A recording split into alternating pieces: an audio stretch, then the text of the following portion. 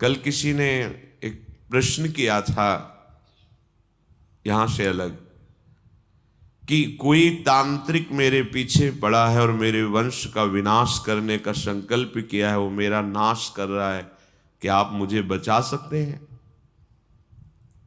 आपको सच्ची कहते हैं, किसी भी तंत्र में और किसी भी मंत्र में इतनी ताकत ही कि नहीं जो राधा नाम का जप करता है उसके ऊपर प्रयोग हो जाए। ये हम नहीं, अपने आचार्य बड़े बड़े महापुरुषों की बात कह रहे हैं। शाप ताप रोग शोक दारुण दुखारी, लाल इष्ट दुष्ट दलन कुंज भवन चारी। गोरे चरणार बिंद को आपने अपना आराध्य देव मान लिया है और राधा राधा राधा हम आपको अपने विश्वास और अपने हृदय और अपने आचार्यों की वाणी के अनुसार कहते हैं, किसी भी तंत्र का प्रयोग नहीं होगा। तंत्र का प्रयोग जानते हो कब होता है?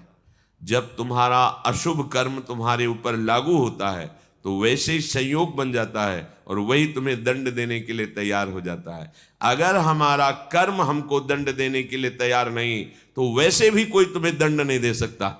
आप बिल्कुल विश्वास कीजिए, कौन काहू के सुख दुख कर दाता, निज कृत कर्म भोग सुन भ्राता। यदि तुमने किसी के वंश का विनाश किया है किसी जन्म में तो तुम्हारे वंश का विनाश होगा, वो नहीं तो तुम्हारा कर्म करेगा। अब तुम्हारे कर्मों का नाश कौन कर सकता है?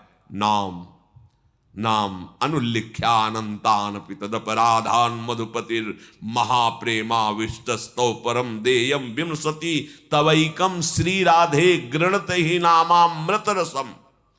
ये राधा नाम यदि उच्चारण कर रहे हो, मान लो हमारी प्रार्थना, तो तुम्हारे कर्म तुम्हें दंड नहीं दे पाएंगे।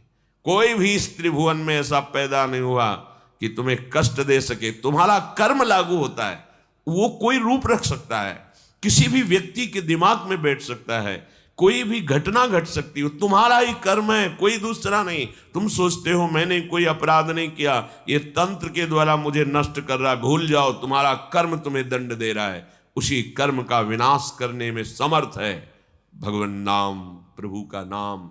और प्रभु भी जिस नाम को जपते हैं वो राधा राधा